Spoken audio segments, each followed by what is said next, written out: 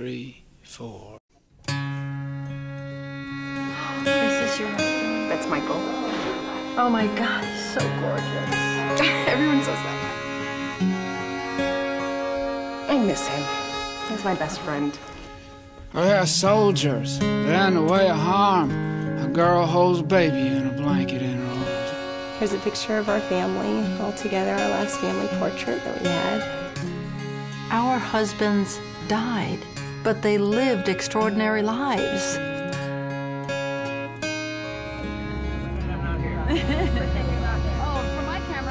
This journey is to recapture that boundless joy and that love and that passion that some of these women thought had died with their husbands. There's a man with a flag, he leaves for work. A woman pulls a thread from the hem of a skirt. Another Saturday comes and goes. It's another south wind that comes and blows. These mushers are proudly carrying the names of fallen service members. Their widows are here with us all weekend, and we're cheering on these mushers to victory. So, you see the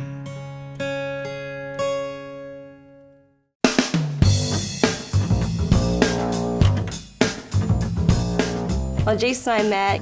I was, a freshman in college. He was a junior at the time. I was training to be a Marine Corps officer, and he was an enlisted Marine going for his degree so that he could become an officer as well. Jason was the PT stud, the Marine that everybody looked up to.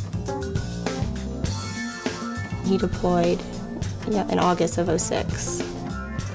Our daughter, she was 12 months old. I told Jason, just be aware that she might not remember you. Jason had made her a video, so every night I would put Bella in front of the TV, and she loved it. So she watched it every night, and then I'd always show her pictures because I didn't want her to forget them. The day he came home from Iraq, she just looked up to him and she goes, "Daddy?"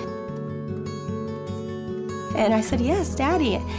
Put her hands up, went straight to him, and from then on, you can see, in the picture, I was so glad that I captured this, that, she adored him.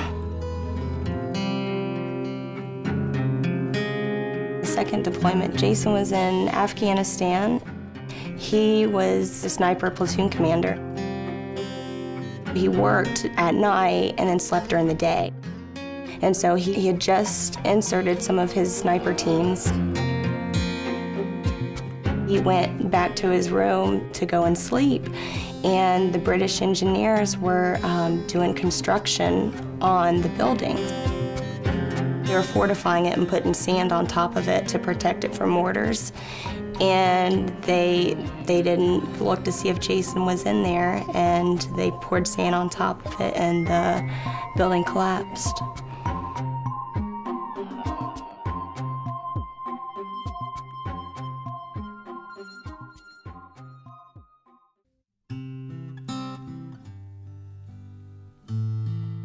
July 21st, 2008 is when we were bonded. Forever. Forever. Forever. Her husband was sitting beside mine in the plane when the plane went down. They were the only two in the cockpit at the time of impact. So through her, I know the man that was sitting beside my husband at his very last moment of life. And through me, she knows who was beside her husband at his last moment. Yep. So it's really important for me to know her husband and what kind of man he was, and know who was sitting there with mine as he died.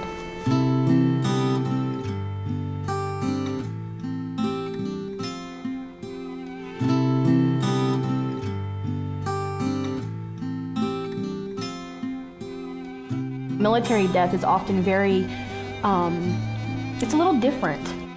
You don't get a body back, or you get pieces back.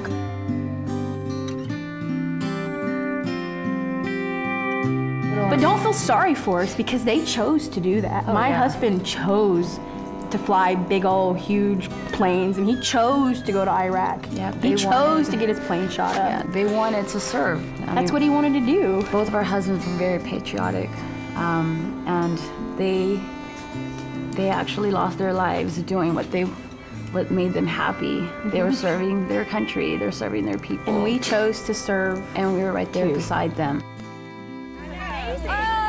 For all of us women to come here and develop friendships with other widows who are going through the exact same thing that we're going through, and to feel the love of God, because that's what it's all about when you're walking forward.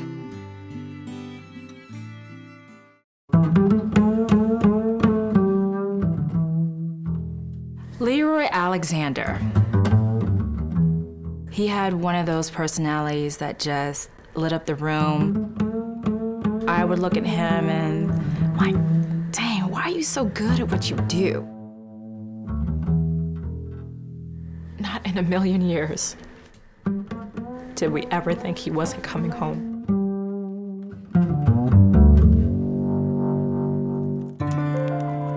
That day was my 20-week ultrasound.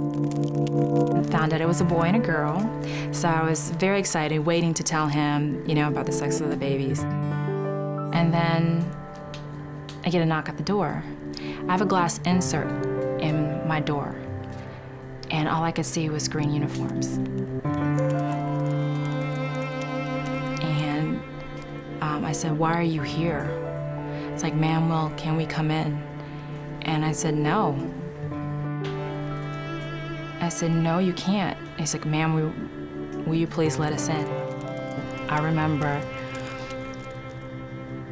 banging on the kitchen floor.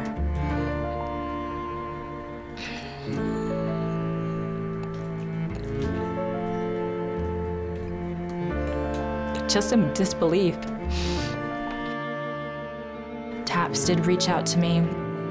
Fortunately, gracious people know what you are going through and come and let you know that there is support.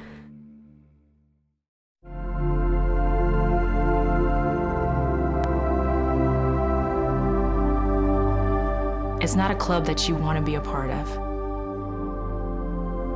But fortunately, you have people who are there to kind of hold your hand. This is the last package I got from him. No, it's not dated. I can tell. I remember. People have an image of a widow bearing their husband, and they're holding a flag, and they're dressed in black.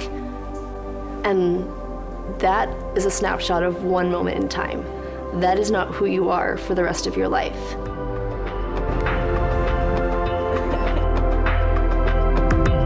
And I don't want to be defined only as a widow. I'm more than that.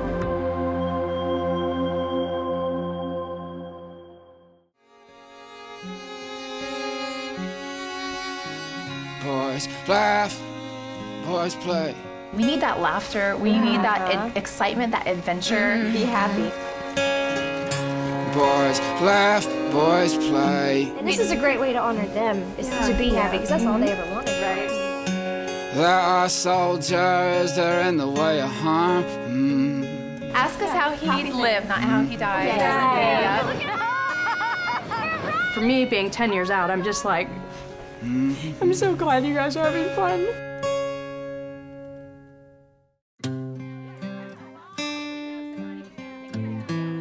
Coming to these kind of events helps me, and it's just somewhere you can talk, and you can talk about it openly, and people here will sit and listen. What we say at TAPS is, we're always there when everyone else goes away. TAPS is helping many women walk forward. They really just understand that, there's hope. It's about living, it's about love, it's about hope, it's about friendship. And TAPS just gives us all an avenue to be together. Yeah, it's amazing.